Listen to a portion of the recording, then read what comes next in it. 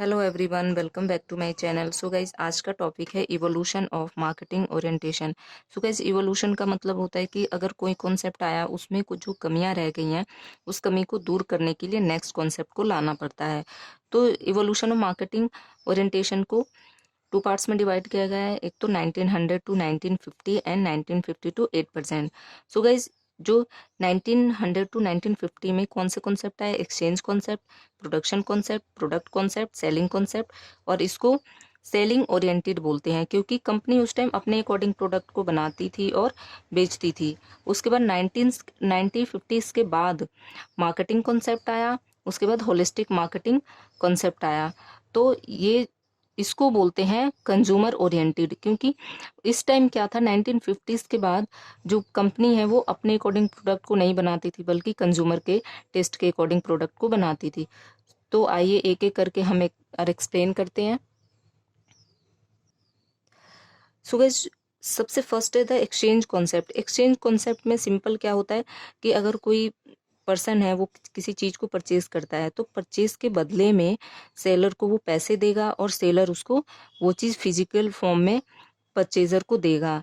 ठीक है, तो इसको बोलते हैं exchange concept.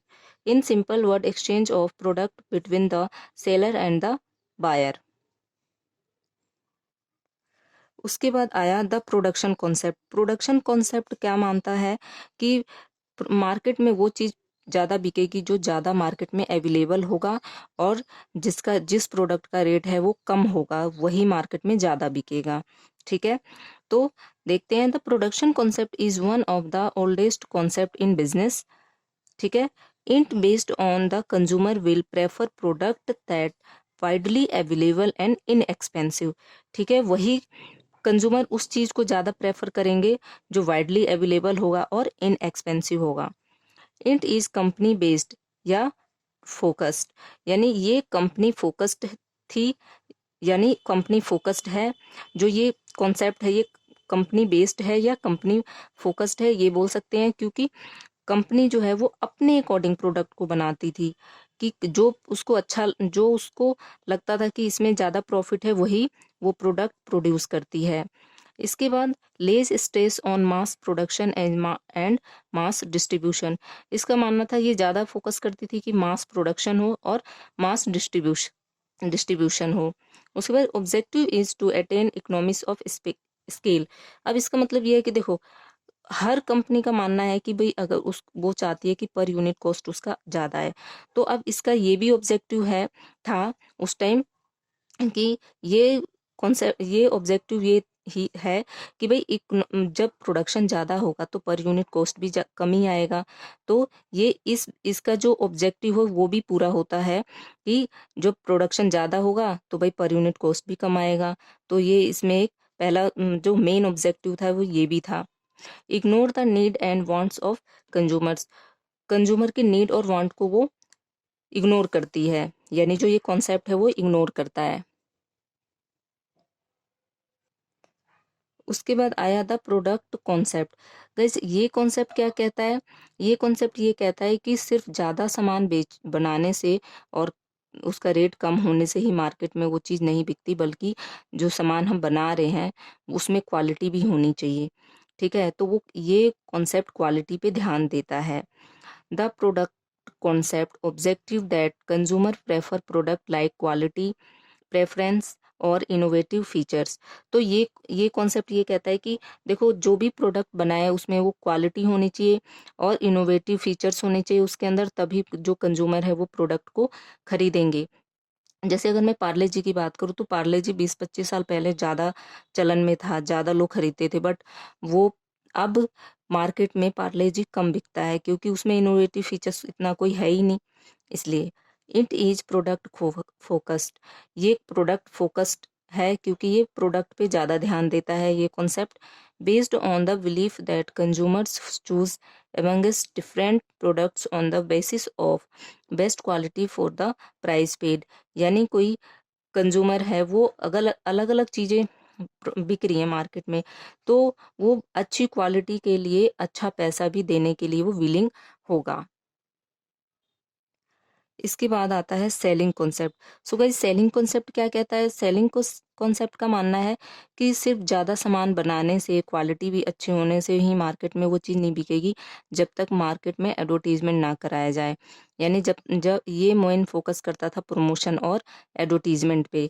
This concept main focused promotion efforts, lays prominence on sale volumes, ठीक है। It is company focused. अभी भी जो ये कौन अभी तक भी कंपनी फोकस्ड ही है, क्योंकि कंपनी अपने अकॉर्डिंग ही प्रोडक्ट को बनाती है। मतलब सेलिंग कॉन्सेप्ट आने के बाद तक भी the sales concept seek to win markets, higher powers personal selling, advertising, large scale promotion and heavy price discount.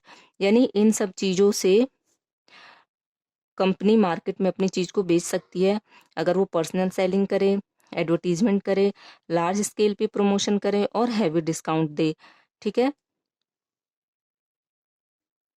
इसके बाद आता है the marketing concept. So guys जो मार्केटिंग कॉन्सेप्ट है वो 1950s के बाद आया। तो इसका मानना है था कि ये जो जो सोच थी ना कंपनी की, कि वो अपने अकॉर्डिंग प्रोडक्ट को बनाता था, अपने जो भी उसको सहूलियत लगती थी उसके अकॉर्डिंग, तो वो सोच कहाँ बदल गई? वो सोच आ गई कंज्यूमर के पॉइंट ऑफ व्यू से। यानी कि कंज्यूमर को जो अच्छा लगेगा वही प्रोडक्ट कंपनी बनाएगी। तो जो पहले सेल्स ओरिएंटेड था, सेलर ओरिएंटेड था, वो आ गया कंज्यूमर ओरिएंटेड पे शिफ्ट होकर। The marketing concept emerge in the mid 1950s। Business shifted to a consumer centred. यानी जो बिजनेस है वो सेलिंग सेंटर्ड से शिफ्ट होकर कंज्यूमर सेंटर्ड हो गया। यानी कंज्यूमर को जो पसंद होगा वही चीज़ बिकेगा। सेंस एंड रिस्पॉन्स, यानी कंज्यूमर मार्केट में जो चीज़ें पहले हम देखेंगे, समझेंगे और उसके बाद हम बनाएंगे प्रोडक्ट की क्या चीज़ मार्केट में ज़्यादा बिकेगी, यानी जो ज़्यादा लोग पसंद करेंगे। It integrated management with marketing as the main role में एज जैसे मार्केटिंग के साथ जो मैनेजमेंट का रोल है वो इंटीग्रेट कर दिया गया। मैनेजमेंट मतलब जो हर चीज़ को मैनेज करे अच्छे से, कि भाई क्या चीज़ मार्केट में लोग ज़्यादा खरीद रहे हैं और किस मत जो आगे कौन से कस्टमर बनने वाले हैं, किस प्रोडक्ट को ज़्यादा वो खरीदना चाहेंगे। तो ये सारी चीज़ें वो मैनेजमेंट के साथ इंटीग्रेट कर दिया गया। Int emphasis on consumer satisfaction. ये जो मार्केटिंग कॉन्सेप्ट है वो सबसे ज़्यादा एम्फेसिस करता है कंज्यूमर के सेटिस्फेक्शन पे, कि कंज्यूमर अगर सेटिस्फाई हैं वो सामान मार्केट में बिकेगा। और अगर कंज्यूमर सेटिस्फाई नहीं है तो कंज्यूमर खरीदेंगे ही नहीं, तो वो बिकेगा नहीं, और बिकेगा नहीं तो प्रोडक्ट को बनाना बेकार है। उसके बाद आया था होलिस्टिक मार्केटिंग कॉन्सेप्ट। ये कॉन्सेप्ट ये कहता है कि हर चीज़ पे ध्यान देना ज़रूरी है, चाहे वो रिलेशनशिप हो, चाहे वो इंटरनल हो मार्केटिंग या सोशल हो। यानी हर चीज़ पर अगर ध्यान देंगे तो ही कंपनी आगे लंबे टाइम तक बाजार में टिकी रहेगी। The holistic concept is based on everything. Four components of holistic marketing are: first, relationship marketing; second, integrated marketing; third, internal marketing; fourth, socially responsible marketing. अब सो गाइस सबसे पहले बात करते हैं रिलेशनशिप मार्केटिंग। तो इसमें कहने का मतलब ये कि देखो, अगर एक कंपनी का अपने कंज्यूमर के साथ, अपने एम्प्लॉयज़ के साथ जो अंदर काम करते हैं, अपने डिस्ट्रीब्यूशन चैनल के साथ और भी जितने डिपार्टमेंट्स हैं उनके साथ अच्छा बेटर रिलेशनशिप मेंटेन करेंगे, तो कंपनी अपने जो भी उनका गोल है वो फुलफिल करने में वो मतलब फुलफिल कर पाएँगे। जो कंपनी है वो अपना जो भी मतलब वो उनकी जो गुडविल है वो काफ़ी लंबे टाइम तक बनी रहेगी। अब जैसे हम बात करते हैं कि अगर आज के टाइम में ऑनलाइन शॉपिंग का बहुत ज़्यादा चलन है।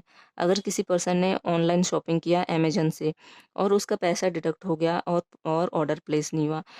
फिर वो जब पैसा भी डिडक्ट हुआ है तो वो कंज्यूमर ज़ाहिर-सी बात है वो अमेज़न टीम से बात करेगा। अगर अमेज़न टीम वाले ने अगर रूडली बात किया या अच्छे से जवाब नहीं दिया तो क्या वो कंज्यूमर बने रहेंगे? अमेज़न के साथ नहीं बने रहेंगे। तो इसलिए बेटर रिलेशनशिप मेंटेन करना ज़रूरी होता है। उसके बाद इंटीग्रेटेड मार्केटिंग। अब इंटीग्रेटेड मार्केटिंग को मैं आपको बताती हूँ। देखो, प्रोडक्ट, प्रमोशन, प्राइस, प्लेस, ये कंपनी के पॉइंट ऑफ व्यू से है, क्योंकि company product, promotion, price, place तय करती है, फिक्स करती है। उसके बाद यहाँ हम बात करते हैं कंज्यूमर के पॉइंट ऑफ व्यू से, जैसे सिवा सॉल्यूशन, इंफॉर्मेशन, वैल्यू, एक्सेस। अब देखो एक कंज्यूमर है, वो कोई प्रोडक्ट को चाहता है, मतलब वो उसको उस चीज की नीड है, तो वो जो नीड है उसका सोल्यूशन कहाँ मिलेगा, जब प्रोडक्ट मार्केट में आएगा। ठीक है। उसके बाद जब कंज्यूमर जो प्रोडक्ट आ भी गया, पर उसको इंफॉर्मेशन कहाँ से मिलेगी, भाई प्रमोशन से मिलेगी। क्योंकि अगर कोई चीज अगर कंपनी ने बना दिया और बना के छोड़ दिया, तो कंज्यूमर को पता ही नहीं है कि कंपनी क्या बना रही है, तो कैसे सामान वो बिकेगा। तो प्रमोशन जरूरी है, तो प्रमोशन के साथ ये इंटीग्रेट किया गया है इंफॉर्मेशन को। वैल्यू, वैल्यू का मतलब होता है कि प्रॉफिट, मतलब कम कंज्यूमर को प्रॉफिट, कंज्यूमर के पॉइंट ऑफ व्यू से प्रॉफिट, प्रॉफिट मतलब अगर कोई पर्सन एसी खरीदता है तो उसको क्या प्रॉफिट होगा, क्यों खरीदा है, क्योंकि वो उसको ठंडी हवा चाहिए। ठीक है, तो ठंडी हवा के लिए वो क्या पे करता है, प्राइस। तो प्राइस को इंटीग्रेट किया गया है वैल्यू से। उसके बाद एक्सेस, एक्सेस का मतलब होता है जैसे पहुंच। अगर कोई चीज कंज्यूमर को पास में ही मिल जाता है, तो उसको दूर जाने की जरूरत नहीं है, उसको पास से ही मिल जाएगा वो सामान। तो प्लेस को एक्सेस के साथ इंटीग्रेट किया गया है, तो इसको ही इंटीग्रेटेड मार्केटिंग बोलते हैं, कि अगर ये सारी चीजें इंटीग्रेट होगी तो मार्केट में सामान बिकेगा। Third, internal marketing. Internal marketing का तो आपको पता ही है कि जो भी अंदर के एम्प्लॉई हैं उसके साथ बेटर रिलेशनशिप अगर मेंटेन होगा, तो जो प्रोडक्ट है वो इजीली बिकेगा। क्योंकि अंदर वाले सेटिस्फाई होंगे तो वो काम भी अच्छा करेंगे, और जब वो काम अच्छा करेंगे, काम अच्छा मतलब प्रोडक्ट अच्छा बनाएंगे, तो प्रोडक्ट अच्छा बनाएंगे तो वो जो कंज्यूमर है वहां तक अच्छे से पहुंचेगा भी। तो इस प्रोडक्ट जब अच्छे से पहुंचेगा, तो जो कंपनी का जो प्रोडक्ट है उसकी इमेज अच्छी बनेगी, और अच्छी बनेगी तो जाहिर सी बात है कि वो प्रॉफिट भी होगा, और लंबे टाइम तक वो प्रोडक्ट मार्केट में बना भी रहेगा। फोर्थ है सोशली रिस्पॉन्सिबल मार्केटिंग। इसका मतलब है कि कंपनी कुछ ऐसा प्रोडक्ट ना बनाए जिससे कि सोशल समाज पे गलत इम्पैक्ट पड़े, तो इस चीज का भी ध्यान कंपनी को रखना चाहिए। तो ये सारी चीजें हैं, अगर इन सभी चीजों को ध्यान में रखा जाए और प्रोडक्ट बनाया जाए, तो जो प्रोडक्ट है वो मार्केट में बिकेगा। ठीक है, आई होप समझ में आया होगा। So thank you so much.